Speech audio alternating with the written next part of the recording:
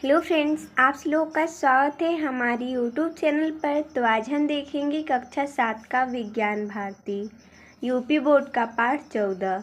पाठ का नाम है ध्वनि। तो देखिए दोस्तों, जैसा कि हमने इस वीडियो में इस पाठ का प्रश्न उत्तर लिया है, तो चलिए देखते हैं। जैसा कि प्रश्न नंबर 1 है, सही विकल्प का चयन कीजिए। प्रश्न दिया गया है और विकल्प दिया गया है, हमें सही विकल्प का चयन करना है। तो प्रश्न है, निम्नलिखित में किस ध्वनि का तारतम्य अधिकतम है? विकल्प है शेर की दहाड़, नदी का कलकल, मेघ गर्जन या मच्छरों की भिनभिनाहट। तो प्रश्न बोल रहा है कि इसमें जो दिया गया है सबकी ध्वनि है, यानी शेर की जो दहाड़ने की ध्वनि है, या नदी का कलकल है, मेघ गर्जन यानी मेघ मीन्स होता है बादल, यानी जब बादल गरजता है उसकी ध्वनि, या मच्छरों की भिनभिनाहट, किस ध्वनि की तारतम्य अधिक होती है? तो इसका सही हो जाएगा मच्छरों की भिनभिनाहट। अगला है, एसआई पद्धति में आवृत्ति का मात्रक है। विकल्प है सेकंड, हर्ट्ज, किलोग्राम या मीटर। तो एसआई पद्धति में आवृत्ति का मात्रक हर्ट्ज होता है। इसका सही हो जाएगा हर्ट्ज। अगला है, 20 हर्ट्ज आवृत्ति से कम आवृत्ति की उत्पन्न ध्वनि कहलाती है। विकल्प है श्रव्य, कर्कश, अपश्रव्य या पराश्रव्य। तो जो 20 हर्ट्ज से कम आवृत्ति की ध्वनि होती है उसे हम अपश्रव्य बोलते हैं। अगला है, ढोलक में ध्वनि उत्पन्न होती है। विकल्प है रगड़ने से, खींचने से, फेंक मारने से या आघात से। तो ढोलक में हम जब उसे पीटते हैं तब वो ध्वनि उत्पन्न करता है, यानी उससे आघात करते हैं। तो इसका सही हो जाएगा आघात से।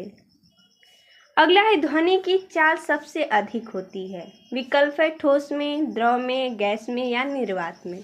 तो ध्वनि की चाल सबसे अधिक ठोस में रहती है। हम किसी ठोस की वस्तु को पीटेंगे या उस पर रगड़ेंगे तो हमें ध्वनि सुनाई देती है। तो ध्वनि की सबसे अधिक चाल किस में होती है? तो ठोस में। अगला है प्रश्न दूसरा, सही जोड़े बनाइए। स्तंभ क के कथनों का स्तंभ ख के कथनों से मिलान कीजिए।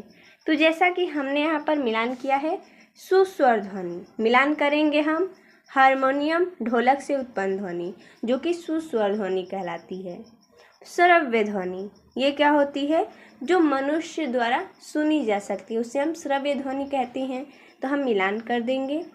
अपश्रव्य ध्वनि ये तो 20 कंपन प्रति सेकेंड से कम आवृत्ति की ध्वनि होती है, या हम 20 हर्ट्ज भी बोल सकते हैं। बांसुरी की ध्वनि, इसे बांसुरी से कैसे हम ध्वनि निकालते हैं? फूंक मारकर। तो हम मिलान कर देंगे, बांसुरी की ध्वनि यानी फूंक मारकर उत्पन्न करती हैं।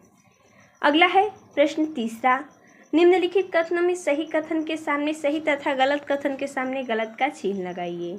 प्रश्न है, ध्वनि का वेग प्रकाश के वेग से अधिक होता है। ये गलत है। इस पर हम एक उदाहरण के तौर पर समझ सकते हैं, जैसा कि आगे हम पढ़ेंगे उसके बारे में, कि जब बिजली कड़कता है तो सबसे पहले हमें प्रकाश दिखाई देती है, यानी बिजली दिखाई देती है, उसके बाद हमें गड़गड़ाने की आवाज़ आती है। इससे हम ये समझ सकते हैं कि ध्वनि का वेग प्रकाश के वेग से अधिक नहीं है, लेकिन इसमें बोला है कि होता है, यानी ये गलत है। अगला है, उच्च तारतम्य वाली ध्वनि का आवृत्ति अधिक होता है। तारतम्य अधिक रहेगा यानी उच्च तारतम्य रहेगा तो आवृत्ति भी अधिक होगी। ये क्या है? सही है। अगला है, 1 हर्ट्ज का अर्थ है 1 कंपन प्रति सेकेंड। ये क्या है? सही है।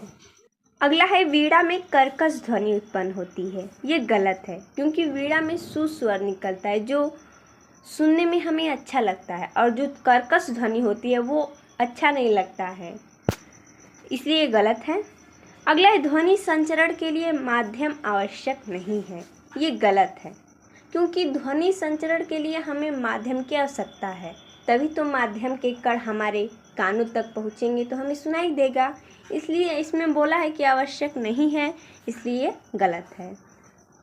अगला है प्रश्न, दिए गए निम्नलिखित शब्दों की सहायता से रिक्त स्थानों की पूर्ति कीजिए। तो जैसा कि हमने यहाँ पर किया है, कंपन करती हुई वस्तु का अधिकतम विस्थापन कहलाता है। तो क्या कहलाता है? आयाम। तो हम रिक्त स्थान की पूर्ति कर देंगे। अगला है ध्वनि संचरण के लिए आवश्यकता होती है। तो ध्वनि संचरण के लिए किसकी आवश्यकता होती है? हमने बताया था माध्यम की, भर देंगे हम। अगला है कंपन करने वाली वस्तु द्वारा एक कंपन में लगे समय को उसका कहते हैं। तो अगर पूछेगा एक कंपन में समय पूछेगा तो हम उसे आवर्तकाल बोलेंगे। हम यहाँ पर रिक्त स्थान की पूर्ति कर देंगे। अगला है ध्वनि की चाल सबसे अधिकतम किस में होती है? तो हम यहाँ पर भरेंगे ठोस में। अगला है किसी माध्यम में निश्चित ताप पर ध्वनि की चाल होती है। तो अगर निश्चित ताप पर ध्वनि होगा तो निश्चित चाल भी होगी। तो यहाँ पर हम भर देंगे निश्चित। अगला है प्रश्न, निम्नलिखित प्रश्नों के उत्तर लिखिए। प्रश्न है प्रतिध्वनि को परिभाषित कीजिए। इसका उत्तर हो जाएगा किसी पहाड़ी के पास या किसी बड़े हॉल में चिल्लाने पर वही ध्वनि दोबारा सुनाई देती है, इसे ही प्रतिध्वनि कहा जाता है। यह ध्वनि परावर्तन के कारण होती है।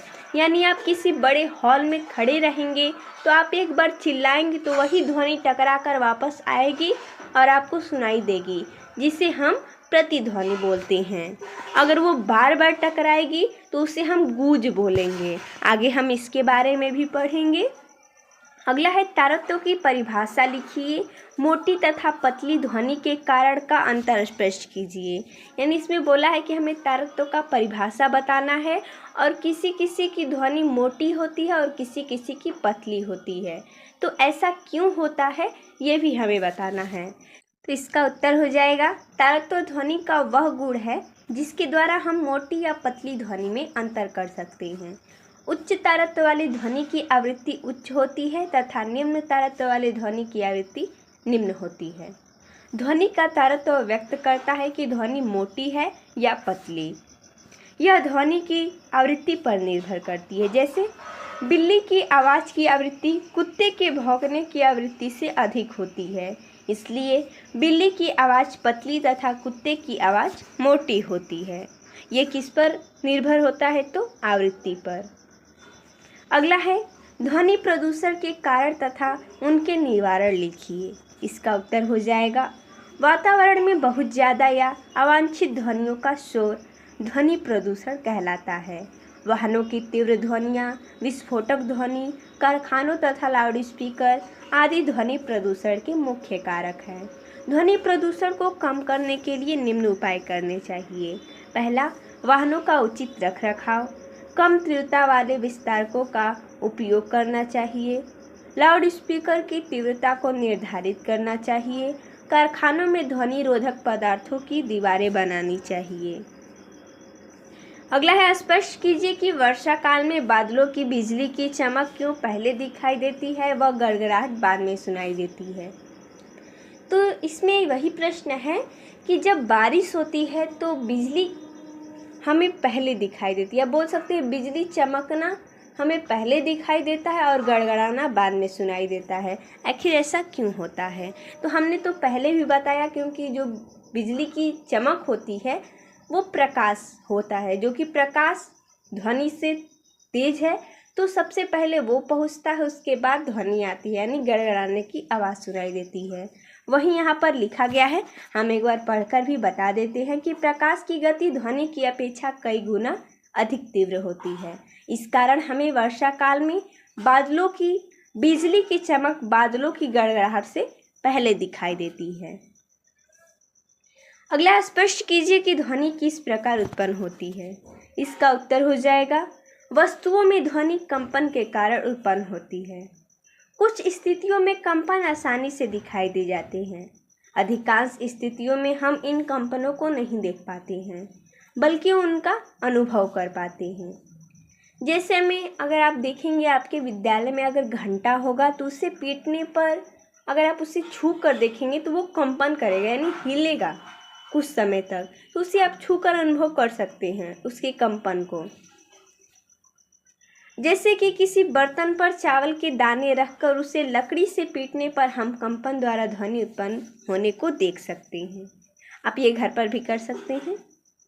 अगला है निम्नलिखित प्रश्नों को हल कीजिए। प्रश्न है तीन कंपन करती वस्तुएं ए बी सी की आवृत्ति क्रमशः 256 हर्ट्ज, 512 हर्ट्ज, 1024 हर्ट्ज है।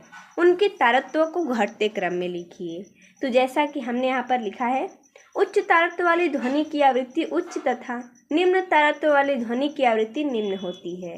अतः यदि ए बी सी की आवृत्ति क्रमशः 256 हर्ट्ज, 512 हर्ट्ज और 1024 हर्ट्ज है तो उनका तारत्व घटते क्रम में सी बी ए होगा। यही इसका उत्तर हो जाएगा। अगला है, दो व्यक्ति ए तथा बी एक ऊंची इमारत के सामने ध्वनि उत्पन्न करते हैं तथा दोनों क्रमशः एक परावर्तन तथा 10 परावर्तन के पश्चात ध्वनि को सुनते हैं। इसमें कौन सी ध्वनि प्रतिध्वनि है और कौन सी ध्वनि गूंज है? तो जो ए द्वारा सुनी जाने वाली ध्वनि है वो एक परावर्तन है, यानी उसने चिल्लाया और एक बार टकराकर वापस आया। तो हमने ये परिभाषा पढ़ा था प्रतिध्वनि में। तो ये क्या है? प्रतिध्वनि है, यानी ए द्वारा सुनी जाने वाली ध्वनि कौन सी है? प्रतिध्वनि है। और बी में क्या है कि वो 10 परावर्तन हुआ है, यानी टकराकर वापस आ रहा है कई बार, तो वो गूंज हो जाएगा। तो बी द्वारा सुनी जाने वाली ध्वनि क्या हो जाएगी? गूंज हो जाएगी। अगला है, हमें बांसुरी और कोयल की कुहुक जैसी आवाज़ें कर्णप्रिय लगती है, परंतु लाउड स्पीकर की तीव्र आवाज़ कर्णप्रिय नहीं लगती है।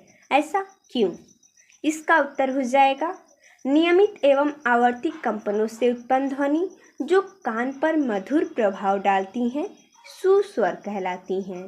कोयल की कुहुक इसी प्रकार की ध्वनि है जो हमें कर्णप्रिय लगती है, परंतु लाउड स्पीकर के तेज बजने से अनियमित एवं अनावर्ती कंपनों से कर्कश ध्वनि उत्पन्न होती है।